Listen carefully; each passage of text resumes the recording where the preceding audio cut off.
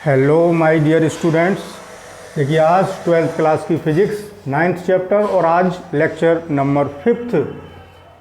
तो बच्चों पिछले लेक्चर में हमने देखा दर्पण का सूत्र निकाला था, जिसमें हमने ये ज्ञात किया था कि वस्तु कहाँ रखी है और उसका प्रतिबिंब दर्पण से कितनी दूर बन रहा है, यानी वस्तु कितनी दूरी पर है और दर्पण से प्रतिबिंब कितनी दूरी पर है। इस बात के साथ साथ हमें इस बात की भी जानकारी होनी चाहिए कि वस्तु कितनी बड़ी थी और उसका प्रतिबिंब जो बना वो कितना बड़ा बना वस्तु से, या वस्तु के बराबर बना या छोटा बना तो कितना छोटा बना तो कितना बड़ा बना, किस रेशियो में रहा, किस रेशियो में वो छोटा या बड़ा हुआ, उसी को हम रेखीय आवर्धन कहते हैं। उसी को आज हम पढ़ने जा रहे हैं। हमें इसकी भी जानकारी होनी चाहिए। तो आज का टॉपिक रहेगा बच्चों दर्पण द्वारा रेखीय आवर्धन। तो आवर्धन क्या बताएगा, हमें एक अनुपात बताएगा कि वस्तु की लंबाई और प्रतिबिंब की लंबाई में क्या अनुपात है, कि प्रतिबिंब कितने गुना छोटा या बड़ा बना है या बराबर बना है। तो इसको कहेंगे लीनियर मैग्निफिकेशन,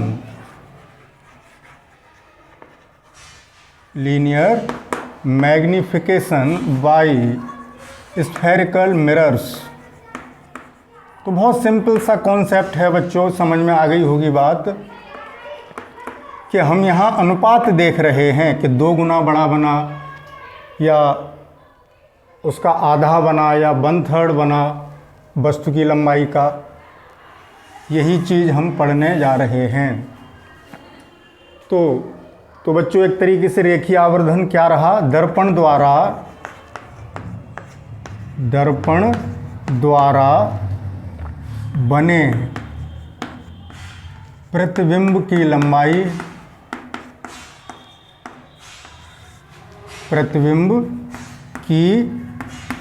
लंबाई तथा वस्तु की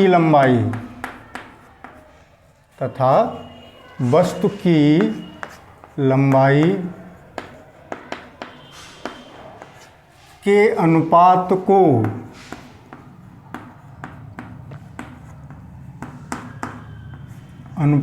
को रेखीय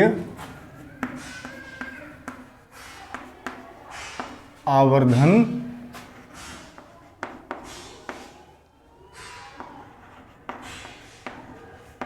कहते हैं।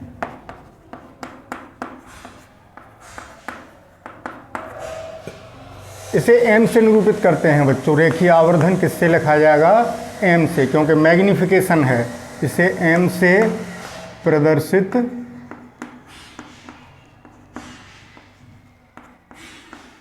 करते हैं। तो देखो यदि मैं प्रतिबिंब की लंबाई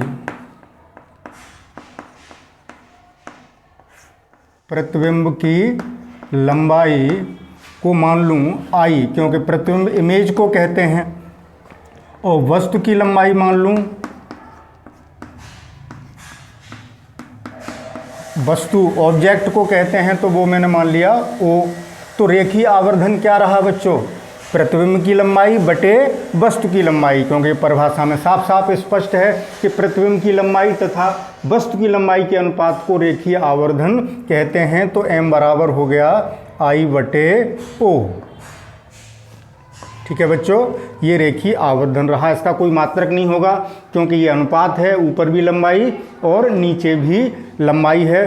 और ये ध्यान रखना है कि जो प्रतिबिंब और वस्तु की लंबाई नापेंगे वो दर्पण की, चाहे वो उत्तल दर्पण हो या अवतल दर्पण हो, मुख्य अक्ष के लंबवत नापी गई होंगी, ऐसे या ऐसे। ठीक है, लंबाइयाँ मुख्य अक्ष के लंबवत नापी जा रही हैं। और यहाँ उस चिन्ह पर पाटी का भी ध्यान रखेंगे कि ऊपर की ओर नापे जाने वाली जो दूरियाँ होती हैं वो धनात्मक, ये हम पिछले लेक्चर में बता चुके थे, और नीचे की ओर ऋणात्मक होती हैं। तो इस चिन्ह पर पाटी का भी यहाँ ध्यान रखेंगे। अभी हम ये तो हमारा एक बेसिक फॉर्मूला हो गया। यहाँ v और u के पदों में, यानी वस्तु की दूरी और प्रतिबिंब की दूरी, दर्पण से वस्तु की दूरी u और प्रतिबिंब की दूरी v के पदों में भी रेखीय आवर्धन अभी कैलकुलेट करेंगे। लेकिन उससे पहले आप इसका एक स्क्रीनशॉट ले लें, ये डेफिनेशन आप लोग लिख लेंगे। तो बच्चों आपने इसका स्क्रीनशॉट ले लिया होगा। अब मैं आगे बढ़ता हूँ। इसके लिए ये ध्यान रखेंगे कि m बराबर क्या आया, I बटे O, दैट इज प्रतिबिंब की लंबाई बटे वस्तु की लंबाई।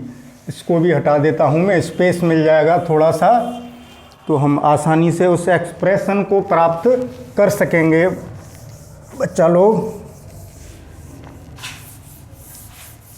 तो चलिए स्टार्ट करते हैं उस एक्सप्रेशन को ज्ञात करना। तो देखें, सबसे पहले मैं अवतल दर्पण लेके बात करता हूं।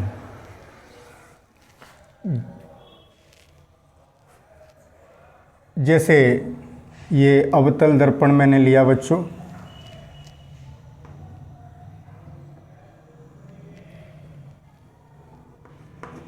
That is concave mirror,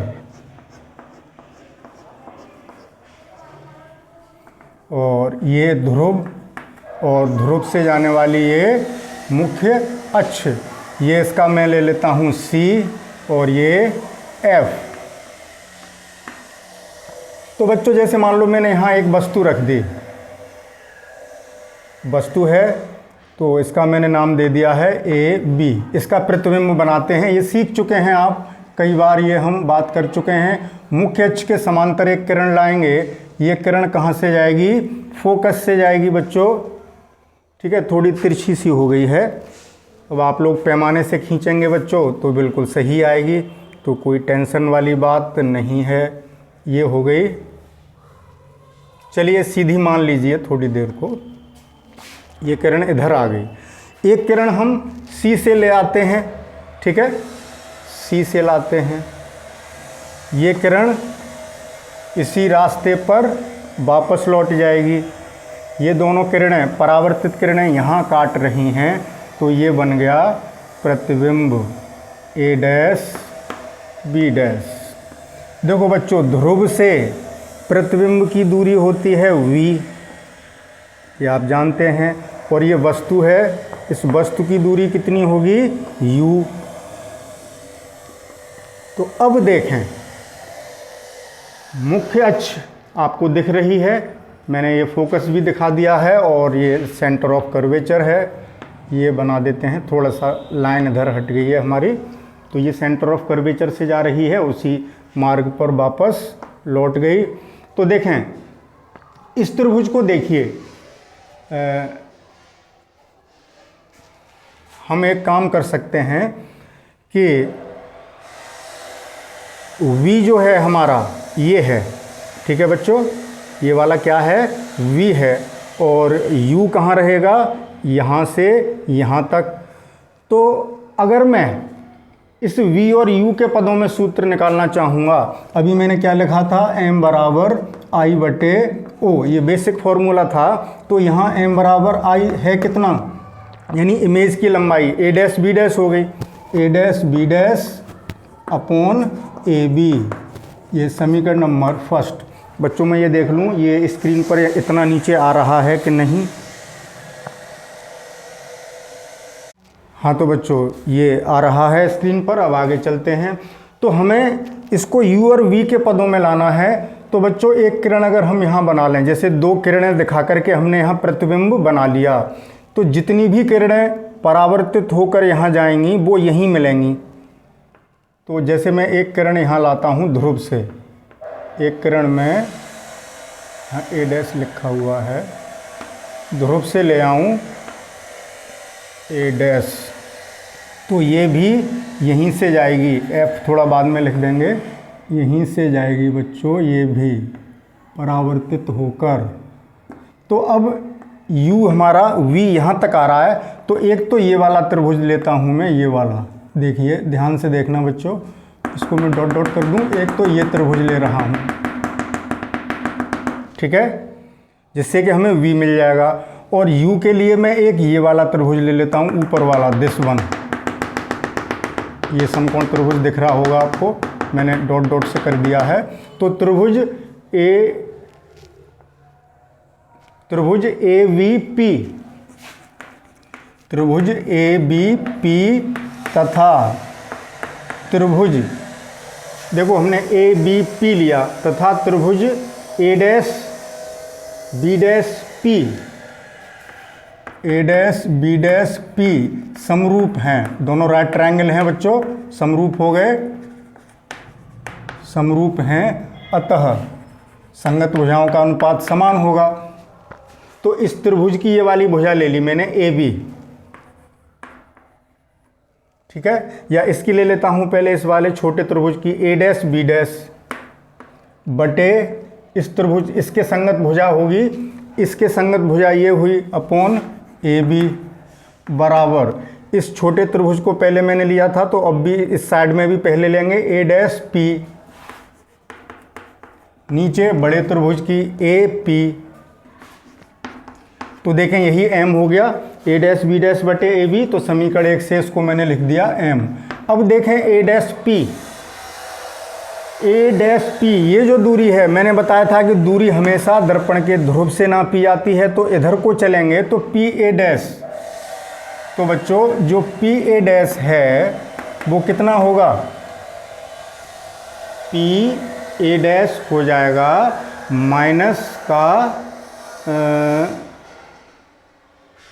v, ठीक है, माइनस का v हो गया, और AP हो गई माइनस की u, यानी PA हो गया माइनस का u। और देखें A डैश B डैश जो है ये नीचे नापी जा रही है, अभी m नहीं लिख रहे, A डैश B डैश जो है वो नापी जा रही है नीचे को, तो माइनस इसकी जो लंबाई है वो I है बच्चों, और इसकी लंबाई है O, तो A dash B dash minus I हो गया, क्योंकि जो दूरी मुख्य अक्ष को नीचे नापेगी वो माइनस की होगी, ये ऊपर को नापी जाएगी मुख्य अक्ष से, तो AB हो गया पॉजिटिव। AB को कितना माना है मैंने, O, तो ये पॉजिटिव O रहेगा। तो अब बच्चों यहाँ वैल्यू रखते हैं, तो यही m हो गया, तो m बराबर A डैश B डैश की जगह क्या लिखेंगे, माइनस I बटे AB की जगह क्या लिखेंगे, O, बराबर A डैश P की जगह क्या लिखेंगे, माइनस का V, और इसकी जगह क्या लिखेंगे, माइनस का U। तो देखें यहाँ से माइनस कट गए, तो I अपॉन O कितना आ गया बच्चों, V अपॉन माइनस का V अपॉन U आ गया, यही हमारा क्या है, m बराबर आ गया I अपॉन O, जो कितना होगा, माइनस का V अपॉन U होगा बच्चों।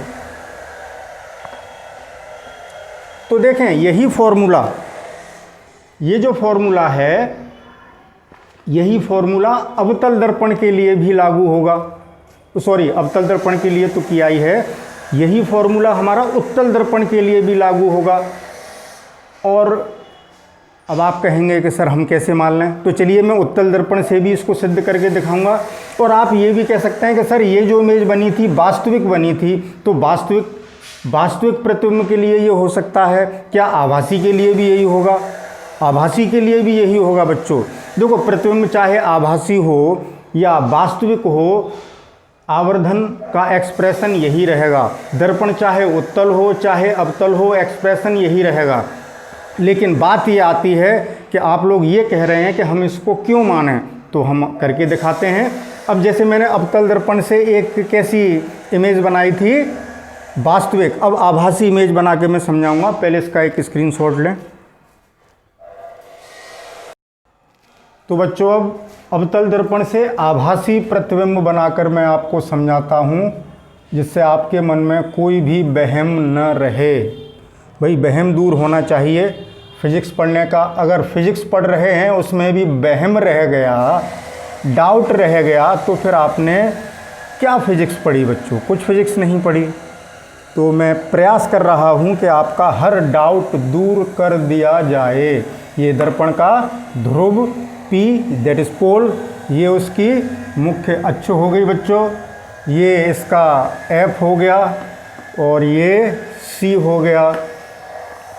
अब जब वस्तु हमने प्रतिबिंब बनना सिखाया था तब बताया था कि जब वस्तु F और P के बीच रखी होती है ऐसे, तो उसका आभासी प्रतिबिंब बनता है। तो देखें बच्चों, ये वस्तु AB नाम बाद में लिखूँगा, यहाँ से एक मुख्य अक्ष के समांतर किरण, ये कहाँ से जाएगी बच्चों, F से होकर, क्लियर। एक कहाँ से ले जाऊँ, C से, C की सीध से, ये दिस वन, ये टकरा के इसी रास्ते पर परावर्तित हो जाएगी। तो ये किरणें आगे तो मिल नहीं सकती, डाइवर्ज हो रही हैं, फैल रही हैं इस तरीके से, ये किरणें फैल रही हैं तो आगे नहीं काटेंगी। ये इनको अगर पीछे बढ़ा दूं मैं, इसी सीध में पीछे बढ़ा रहा हूं बच्चों,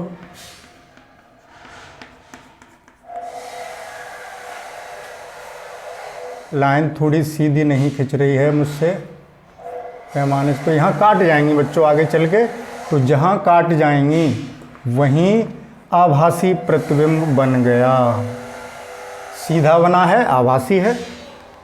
ये वस्तु है AB और ये इमेज बनी A डैश B डैश, ठीक है बच्चों। और ये फोकस, ये सब मैंने लिखी दिए। तो वस्तु तक की दूरी दर्पण के ध्रुव से ये A तक, ये हो गया U, और ध्रुव से प्रतिबिंब तक की दूरी हो गई बच्चों V, ठीक। तो M बराबर कितना होगा, I/O होता है, यानी M बराबर वस्तु की लंबाई that is A dash B dash, यही तो होगा, ठीक है। उससे पहले हम एक काम करते हैं, त्रिभुज देखते हैं बच्चों। तो देखो इसमें अब एक बात आती है कि हमें एक ऐसा त्रिभुज लेना होगा जिससे कि हम ये वाला पोर्शन और ये वाला पोर्शन को U और V के पदों में ला सकें, ठीक है बच्चों। तो देखें समकोण त्रिभुज इसमें लेते हैं। एक किरण, अभी मैं बताता हूं बच्चों, थोड़ा सा ब्रेक लेंगे। हाँ तो बच्चों इसमें भी वही काम करना पड़ेगा क्योंकि U और V के पदों में लाना है।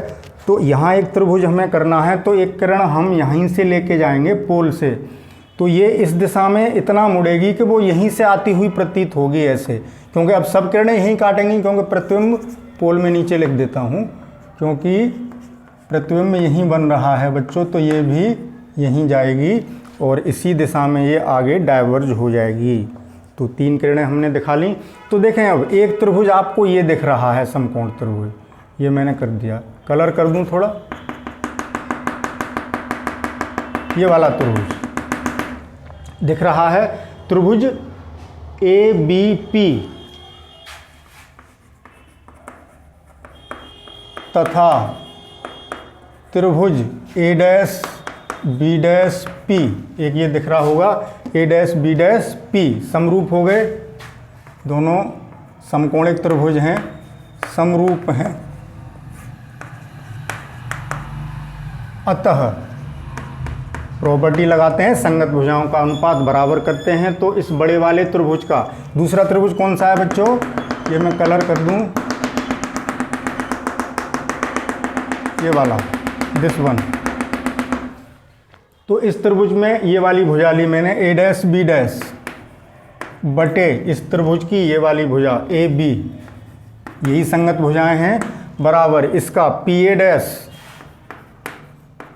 और इसकी संगत भुजा PA, क्लियर। अब देखें लंबाइयां रखते हैं, A डैश B डैश कितनी होगी बच्चों, A डैश B डैश ऊपर नापी जा रही है, ये इमेज है, इसकी हाइट मैंने मान ली I, और ये ऑब्जेक्ट है, इसकी लंबाई AB की लंबाई O मान ली। तो A डैश B डैश हमारा पॉजिटिव रहेगा, ऊपर को है तो O रहा, वो सॉरी I रहा, इमेज है, इसकी हाइट मैंने I मानी है। और AB ये भी ऊपर को है, देखें तो ये प्लस की रही O। पी ए डैश कितना रहा बच्चों, पी ए डैश इधर को आपतित किरण की दिशा में नाप रहे हैं तो प्लस का v रहेगा, और पी ए उधर को नाप रहे हैं तो माइनस का u रहेगा। ये वैल्यूज यहाँ पुट करिए, ए डैश बी डैश की जगह i बटे o बराबर पी ए डैश के स्थान पर v बटे माइनस u, तो यही m हो गया। तो m बराबर i अपॉन o बराबर माइनस v अपॉन u। तो देखें बच्चों, प्रतिबिंब मैंने आभासी बनाया तब भी वही एक्सप्रेशन आया जो वास्तविक के लिए आया था, तो वो शंका का समाधान मैंने आपका कर दिया। अब एक शंका और बची आपके दिमाग में कि सर अगर उत्तल दर्पण होता, कॉन्वेक्स मिरर होता, तब भी क्या यही रहेगा? तो देरी किस बात की है, नेकी और पूछ अभी करते हैं। पहले आप इसका एक स्क्रीनशॉट लें, फिर करके दिखाएंगे कि उत्तल दर्पण से हमारा एक्सप्रेशन क्या आता है। तो टेक अ स्क्रीनशॉट।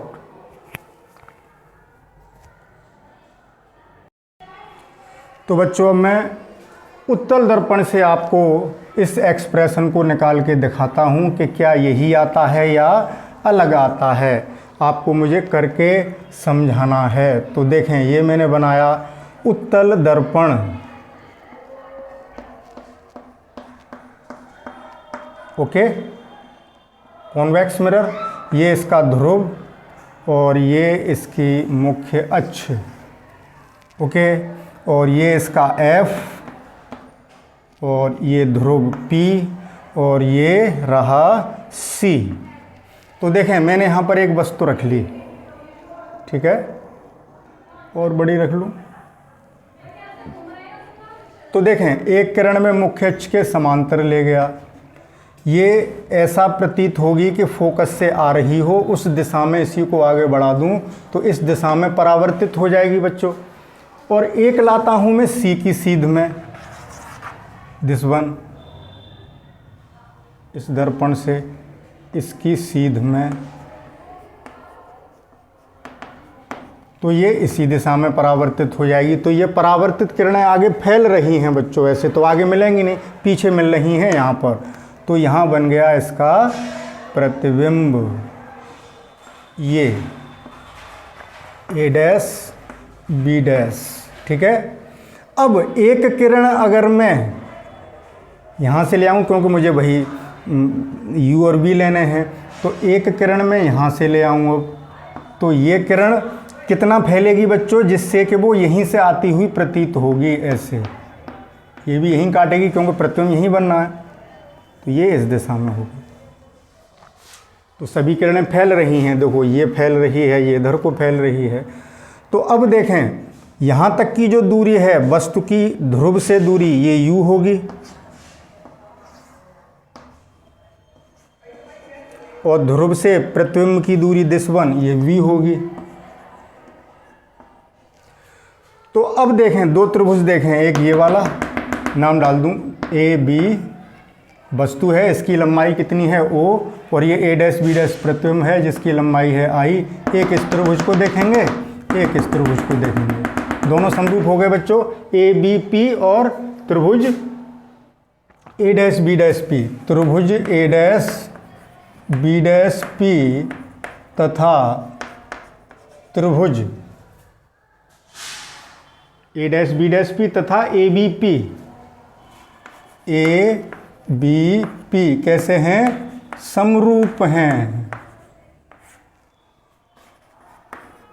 अतः संगत भुजाओं का अनुपात ए डैश बी डैश बटे ए बी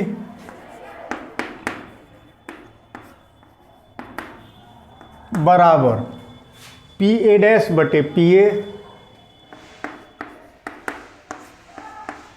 अब देखें, ए डैश बी डैश कितना होगा बच्चों, ए डैश बी डैश मुख्य अक्ष के ऊपर को नापा जा रहा है तो प्लस का आई रहेगा, ए बी मुख्य अक्ष के ऊपर को ही नापी जा रही है ये दूरी, तो ओ ही रहेगी प्लस की।